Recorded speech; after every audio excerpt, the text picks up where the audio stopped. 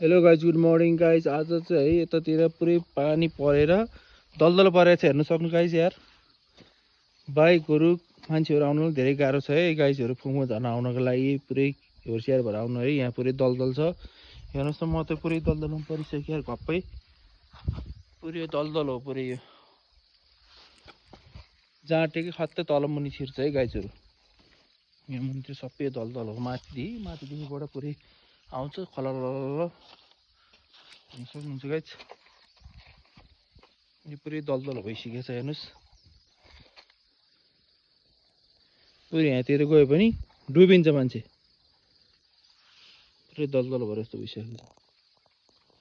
ल अब पहिरो आएर गाह्रो भएको छ है, मान्छे पनि आधी खुट्टा छिर्छ यहाँ, हेर्न सक्नुहुन्छ।